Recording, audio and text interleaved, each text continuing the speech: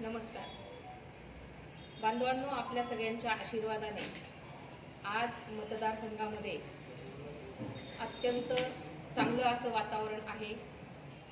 आपल्या सगळ्यांच्या आशीर्वादाने मला जो काही प्रतिसाद मिळतो आहे तो अत्यंत चांगला असा प्रतिसाद आहे आणि त्याचमुळे समोरचे जे विरोधक आहेत त्यांच्या पायाखालची वाळू घसरलेली आहे आणि त्यामुळे ते माझ्याबद्दल वेगवेगळ्या अफवा पसरवतात आणि त्यांनी जे काही सेम नावाचा उमेदवार उभा केलेला आहे त्या उमेदवाराच्या बाबतीत माझं जसं नाव मी टाकलंय सौ वैशालीताई सूर्यवंशी ह्याच नावाने पॉम्पलेट छापून ते मार्केटमध्ये गेलेले आहेत। याच्याही पुढे अजून जास्त प्रमाणात डमी उमेदवाराच्या बाबतीत प्रचार होणार आहे।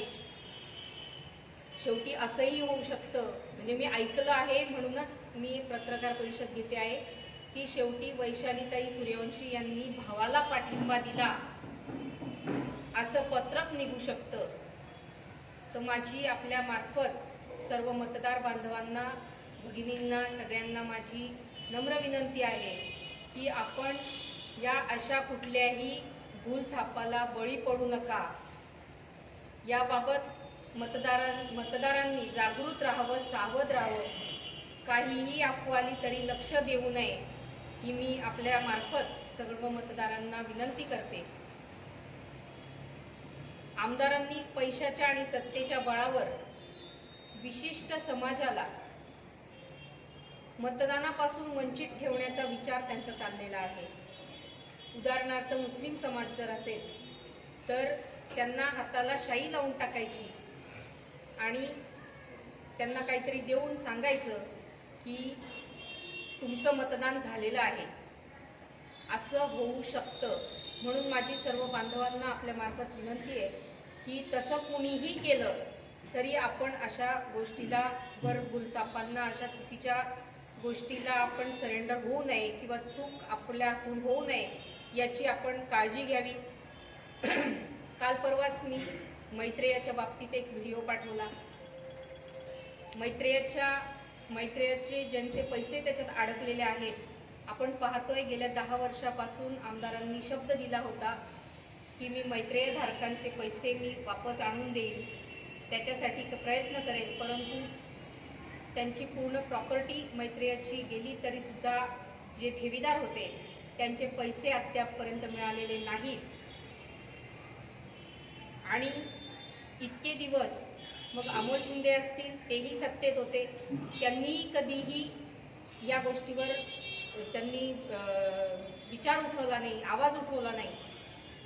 खरं तर सत्तेत असताना त्यांनी ह्या गोष्टी करणं अपेक्षित होतं, परंतु निवडणुकीच्या तोंडावर ह्या गोष्टी काढणं म्हणजे मतं घेण्यासाठी, फक्त जर का तुम्ही मैत्रेय धारकांची मतं घेण्यासाठी जर का तुम्ही करत असाल तर ते मतदार सुज्ञ आहेत। मतदारांना कळतं आहे की फक्त निवडणुकीच्या तोंडावर हे लोक मागतायत, बोलत आहेत, हे आजकाल सगळे सुज्ञ मतदारांच्या लक्षात येतं।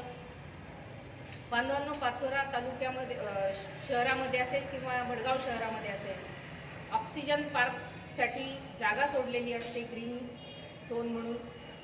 त्याचा उपयोग आपण लहान मुलांसाठी खेळणे किंवा वयस्कर लोकांसाठी फिरण्यासाठीची जागा होऊ शकते, परंतु आज पाचोरा तालुक्यामध्ये जे काही 9-10 भूखंड आहेत, जागा आहेत, त्या खिरापतीसारख्या वाटल्या गेलेल्या आहेत आणि आज त्याचं बाजार मूल्य हे सुमारे 200 कोटी रुपये आहे। म्हणजेच तब्बल 200 कोटींच्या भूखंडाचे श्रीखंड बिनधास्तपणे लाटल्याचे दिसून येत आहे।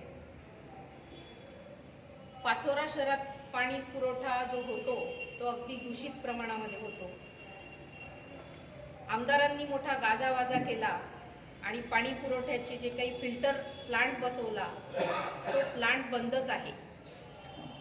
त्यामुळे गढूळ पाणी येतं, घाणयुक्त पाणी, आपल्या पिण्याच्या पाणी जे काही येतं ते घाणीचं पाणी असतं आणि त्यामुळे आरोग्य या जनतेचं खराब होतं। आमदारांनी बहुळा धरणावरून पाईपलाईन केली, त्या पाईपलाईनचा वापरच झाला नाही. ती जशी जमिनीत दाबली गेली ती तशीच आहे, त्याचा एकदाही उपयोग झालेला नाही. मग ही पाईपलाईन केली कशाला? एवढा मोठा खर्च केला आणि तिथून जर पाणी येत नसेल तर ते जनतेच्या कामासाठी ते केलेलंच नाही असं म्हणावं लागेल. आज शहरामध्ये गुंडागर्दी आणि दहशतीचं प्रमाण खूप जास्त वाढलेलं आहे आणि त्यामुळे शहरामध्ये भयभीत अशी परिस्थिती निर्माण झालेली आहे.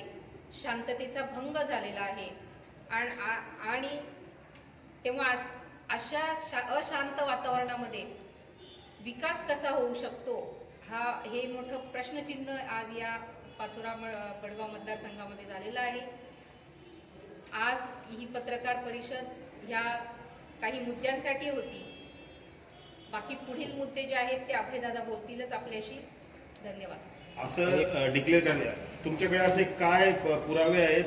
तुम्ही हा जो आरोप केलाय त्याच्याबद्दल कसं स्पष्ट कराल तुम्ही? लोकसभेला त्याचा प्रयत्न झालेला आहे.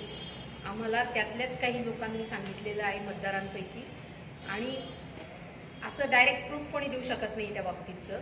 त्याच्यामुळे त्यांनी ओरली आम्हाला सांगितलं की तो प्रयत्न तेव्हा पण झाला होता आणि तेव्हा तो हाणून पाडला गेला आणि त्याच्यामुळे ते आता आम्ही जनतेला सतर्क करण्यासाठी तो विषय सांगितला. बानगुडे पाटील यांच्या सभेत तुम्ही एक शंका व्यक्त केली, माझा घात होऊ शकतो. भावाने बहिणीला पाठिंबा दिलाय, वैशालीताईने भावाला पाठिंबा दिलाय असं डिक्लेअर केलं जाऊ शकतं. आजही तुम्ही तोच प्रश्न विचारला, तीच माहिती दिली आणि तुम्ही वारंवार या गोष्टी उघड करतायत. काय सांगाल तुम्ही? नेमका हे षडयंत्र कोण करताय? पूर्ण हे षडयंत्र तुम्हालाही माहितीये, मलाही माहितीये, सगळ्या मतदारसंघाला माहितीये. ज्यांनी माझ्या विरुद्ध फॉर्म भरला, वैशाली सूर्यवंशी नावाची डुप्लिकेट जी आणली, कोणी आणली? तुम्ही पण होते सगळे तिथे. कोणाच्या गाडीतून आणली, कोण घेऊन आलं हे तुम्हाला सगळ्यांना माहितीये. आमदारांचीच माणसं आले होते घेऊन. मग माझ्या विरुद्ध तेच कटकारस्थान करतील. त्यामुळे आणि सोशल मीडियावरही बघा तुम्ही, माझ्या नावाने पण अशी सुरुवात झाली आहे. अमोल शिंदेच्या नावाने पण काहीतरी चालू झालंय असं मी ऐकलं होतं. तर म्हणून मी माझी बाजू सेफ करण्यासाठी, एकतर आधीच गेल्या 2.5-3 वर्षापासून अशी चर्चा होती की भाऊ बहिणींची सेटिंग आहे, भाऊ बहीण कधी एकत्र होतील.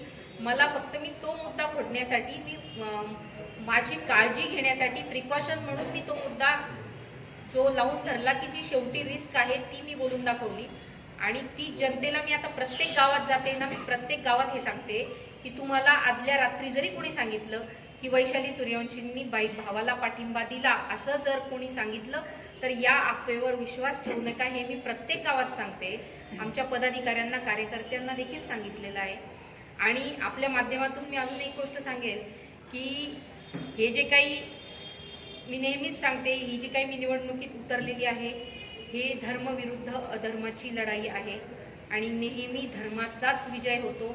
त्यामुळे मला तो आत्मविश्वास पण आहे की मी सत्याच्या बाजूने आहे, तत्वाच्या बाजूने आहे, धर्माच्या बाजूने आहे. म्हणून विजय माझाच होणार आहे, यात मला शंका वाटत नाही अजिबात. पण घात कुठे होऊ शकतो, शेवटी आता हे राजकारण आहे, त्याच्यामुळे माझा घात कुठे होऊ शकतो हे मी हेरलंय. आणि म्हणून मी आपल्या माध्यमातून सगळ्या जनतेला सांगते की जर कुणी आदल्या रात्री काहीही प्रयत्न केला, कुणी पॉम्पलेट काढू शकतं, कुणी सोशल मीडियावर टाकू शकतं. वैशालीताई सूर्यवंशी डायरेक्ट हे नाव दिलंय, पूर्ण नाव दिलेलं नाही त्याच्यात. आणि माझंही नाव बऱ्यापैकी तसंच प्रचलित झालेलं आहे. म्हणून मी आपल्या माध्यमातून ते सांगते. त्याच्यामुळे आपण कोण करतंय हा जो तुमचा प्रश्न आहे हे सगळ्या जगाला उघड आहे.